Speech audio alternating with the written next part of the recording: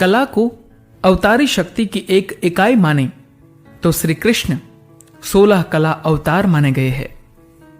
16 कलाओं से युक्त अवतार पूर्ण माना जाता है। अवतारों में श्री कृष्ण में ही यह सभी कलाएं प्रकट हुई थी। इन कलाओं के नाम इस प्रकार से है। पहला, श्री धन संपदा।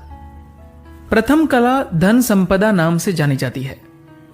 इस कला से युक्त व्यक्ति के पास अपार धन होता है और वह आत्मिक रूप से भी धनवान हो, जिसके घर से कोई भी खाली हाथ वापस नहीं जाता। उस शक्ति से युक्त कला को प्रथम कला श्री धन संपदा के नाम से जाना जाता है। दूसरा, भू अचल संपत्ति। वह व्यक्ति जो पृथ्वी के राज भोगने की क्षमता रखता है, पृथ्वी के एक बड़े भूभाग पर जिसका अधिकार है तथा उस क्षेत्र में रहने वाले जिसकी आज्ञाओं का सहर्ष पालन करते हैं, वह कला भू अचल संपत्ति कहलाती है। तीसरी कला, कीर्ति यश प्रसिद्धि। जिस व्यक्ति की मान सम्मान और यश की कीर्ति चारों ओर फैली हुई हो, लोग जिसके प्रति स्वतः ही श्रद्धा और विश्वास रखते हैं, वह कीर्ति यश प्रसिद्धि कला से संपन्न मानी जाती है। चौथी, इला वाणी की सम्मोहकता। इस कला से संपन्न व्यक्ति मोहक वाणी युक्त होता है। व्यक्ति की वाणी सुनकर क्रोधी व्यक्ति भी अपना सूद बूद खोकर शांत हो जाता है तथा मन में भक्ति की भावना भर उठती है। पांचवी कला, लीला आनंद उत्सव। इस कला से युक्त व्यक्ति अपने जीवन की लीलाओं को रोचक और मोहक बनाने में सक्षम होता है।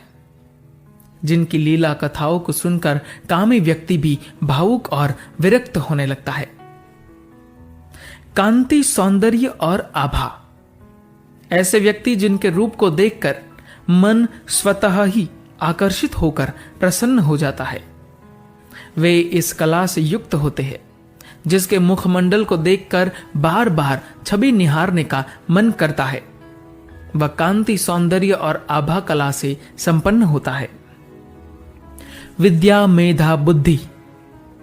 सभी प्रकार के विद्याओं में निपुण व्यक्ति, जैसे वेद वेदांग के साथ युद्ध और संगीत कला इत्यादि में पारंगत व्यक्ति, इस कला के अंतर्गत आते हैं।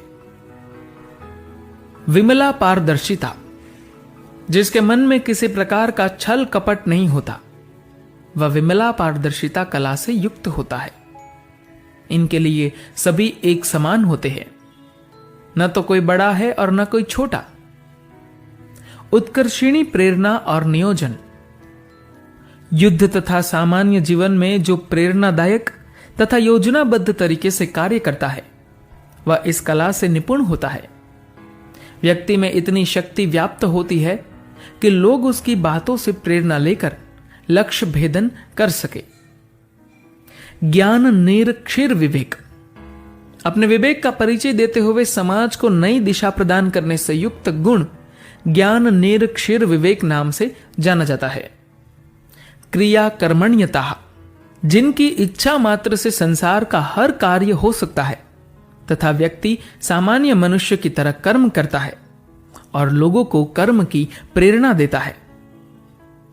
योग चित्तलय। जिनका मन केंद्रित है, जिन्होंने अपने मन को आत्मा में लीन कर लिया है, वह योग चित्तलय कला से संपन्न होते हैं। मृत व्यक्ति को भी पुनर्जीवित करने की क्षमता रखते हैं। प्रहवी अत्यंतिक विनय। इसका अर्थ विनय है। मनुष्य जगत का स्वामी ही क्यों न हो, उसमें कर्ता का अहंकार नहीं होता है। सत्य यथार्थ्य। व्यक्ति कटु सत्य बोलने से भी परहेज नहीं रखता और धर्म की रक्षा के लिए सत्य को परिभाषित करना भी जानता है। यह कला सत्य यथार्य के नाम से जानी जाती है। इसना आधिपत्य।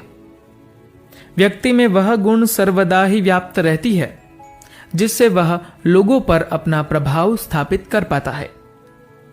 आवश्यकता पड़ने पर लोगों को अपना प्रभाव की अनुभूति करता है।